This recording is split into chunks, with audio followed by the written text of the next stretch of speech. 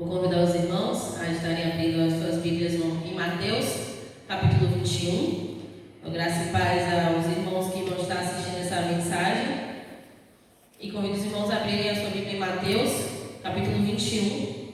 Vamos fazer a leitura do versículo 1 ao versículo 11 e depois do 14 ao 16. Amém? Diz assim a palavra do Senhor. Quando se aproximaram de Jerusalém e chegaram a Betfagé, ao Monte das Oliveiras, enviou Jesus 2 discípulos, dizendo-lhes: Ide à aldeia que aí está diante de vós, e logo achareis presa uma jumenta, e com ela um jumentinho. Desprendei-a e trazei-nos. E se alguém vos disser alguma coisa, respondei-lhe que o Senhor precisa deles, e logo os enviará. Ora, isto aconteceu para se cumprir o que foi dito por intermédio do profeta. Dizei à filha de Sião: Eis aí de ti vem o teu rei, humilde, montado em jumento, num jumentinho, cria de animal de carga. Indo os discípulos, e tendo feito como Jesus lhe ordenara, trouxeram a jumenta e o jumentinho, então puseram em cima dele as suas vestes, e sobre elas Jesus montou. E a maior parte da multidão estendeu as suas vestes pelo caminho, e outros cortavam ramos de árvores, espalhando-os pela estrada. E as multidões, tanto as que o precediam como as que o seguiam, clamavam: Hosana ao filho de Davi, bendito que vem em nome do Senhor, Hosana nas maiores alturas. E entrando ele em Jerusalém, toda a cidade se alvoroçou e perguntava: Quem é este? E as multidões clamavam: Este é o profeta Jesus de Nazaré, da Galileia. 14. Vieram a ele no templo, cegos e coxos, e ele os curou. Mas vendo os principais sacerdotes e os escribas as maravilhas que Jesus fazia, e os meninos clamando: Hosana ao filho de Davi, indignaram-se e perguntaram-lhe: Ouve o que estes estão dizendo? Respondeu-lhe Jesus: Sim, nunca lestes? Da boca de pequeninos e crianças de peito tiraste perfeito louvor? Amém? Amém. O Senhor aplica a sua palavra no nosso coração. Os irmãos podem se sentar. Para a gente pegar como contexto, irmãos, nessa passagem, eu vou estar me prendendo mais a partir um pouco do versículo 8, mas a gente precisa entender todo o contexto do que estava se passando naquele momento. Essa passagem, ela relata o início da semana da crucificação de Cristo, onde Cristo está chegando a Jerusalém e ele vai passar por todas as acusações e está iniciando a semana da crucificação. E Cristo já estava vindo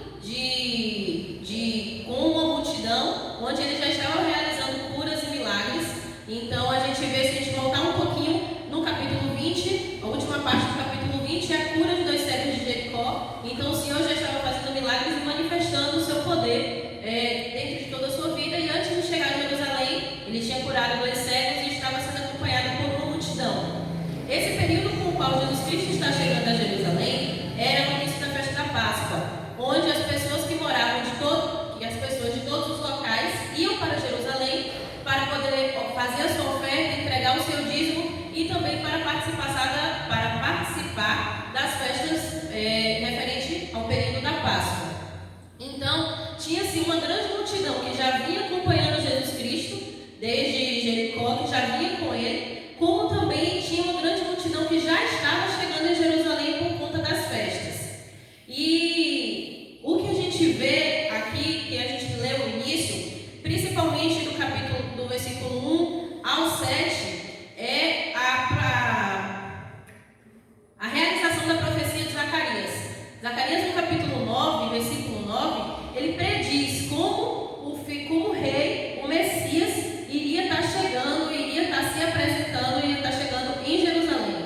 E deixa eu só abrir aqui Zacarias 9 para a gente verificar exatamente o que Zacarias diz. Ele diz assim: Alegra-te muito, ó filha de Sião, exulta, ó filha de Jerusalém. Eis aí de ti vem o teu rei, justo e salvador, humilde, montado em jumento, num jumentinho, cria de jumenta. Então a forma como Jesus Cristo ele entra em Jerusalém é o cumprimento da profecia de Zacarias, para que todos aqueles que estivessem ali reconhecessem que aquele era realmente o Cristo, que aquele era realmente o Messias, o rei enviado pelo Senhor. Então a sua entrada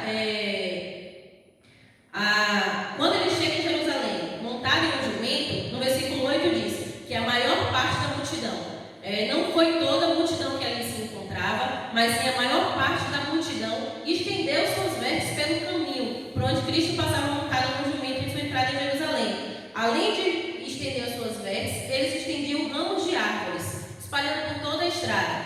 Essa questão de estender as vestes e ramos de árvores ou ramos de palmeiras era uma representação judaica de reconhecimento de que aquela pessoa é uma realeza, de que aquele é o libertador. E ele vem em cima de um jumento, com o cumprimento da profecia, também para mostrar que ele vem de forma pacífica, que ele vem para salvar os seus. Ele não vem em cima de um cavalo como um rei poderoso que vem em busca de uma guerra. Ele vem em cima de um jumento de uma forma de um rei zeloso e pacífico que vem para cuidar dos seus.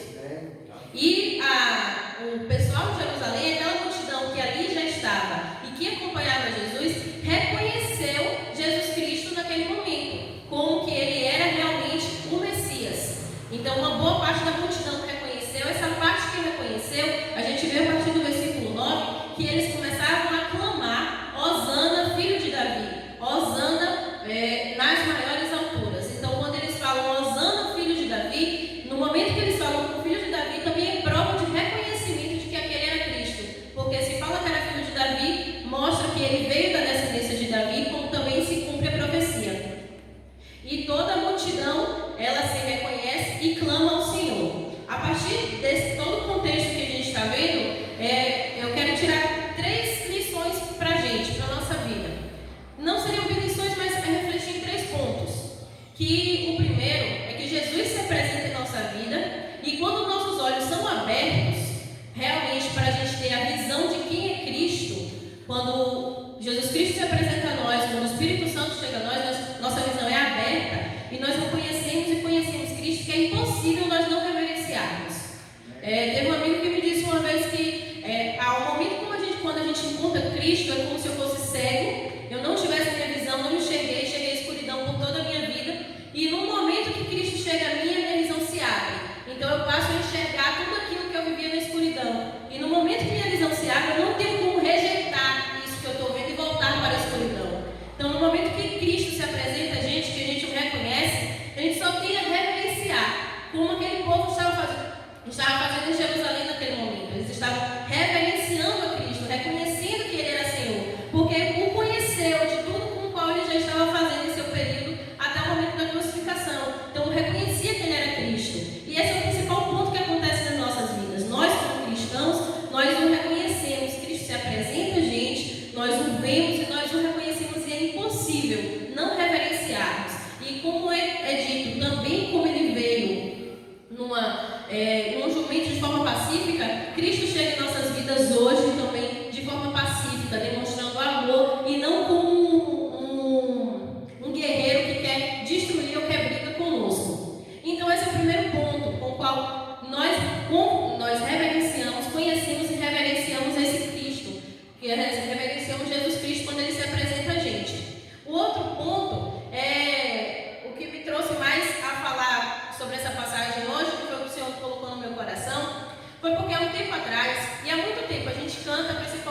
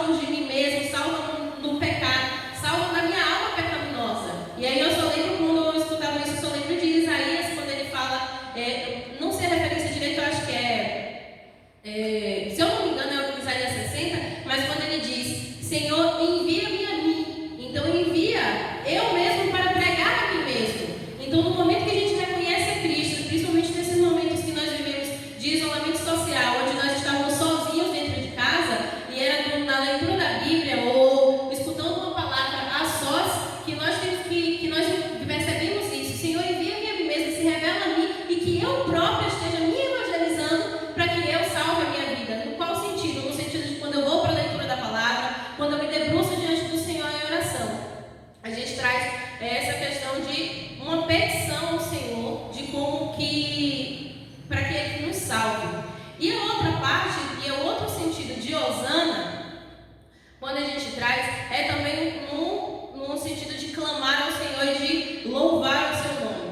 E aí a gente tem trago dois subpontos dentro desse. Porque a gente vê no versículo, a partir do versículo 14, 15 e 16, que o Senhor foi ao templo, lá estavam cegos e coxos, e Ele curou esses cegos e coxos. Logo após, os principais sacerdotes viram que crianças, que meninos clamavam, Hosana ao filho de Davi. E eles se indignaram e perguntaram ao Senhor por que eles estavam repetindo isso. E aí o Senhor disse: você nunca leu? Da boca dos pequeninos e crianças de peito tirastes perfeito louvor. Então, no momento que aquelas crianças também clamavam, Hosana, filho de Davi, elas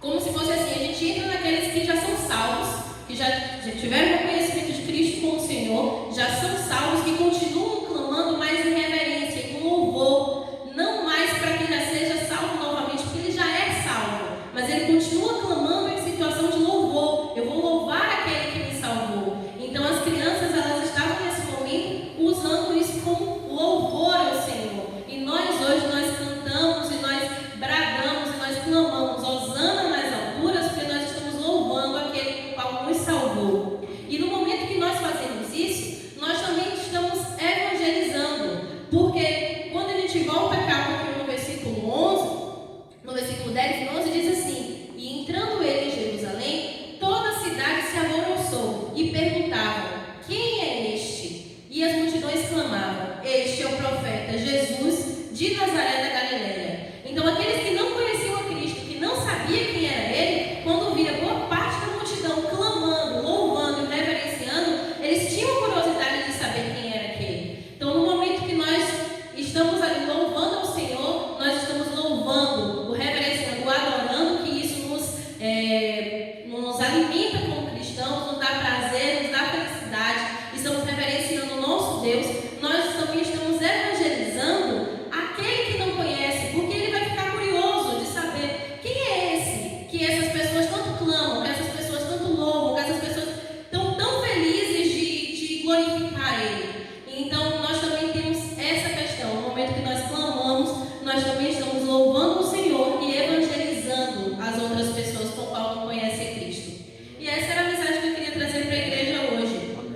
Que nós estejamos a cada dia, nós que já reconhecemos a Cristo como Senhor, que nós louvemos a Ele. E aquele que ainda não conhece a Cristo, que ele use, que o Senhor, quando se revelar a Ele, o Senhor revelando a Ele, ele reconheça a Cristo como Senhor. E que louve ao Senhor clamando em forma de petição: Hosana nas alturas, salva-nos, nós te imploramos.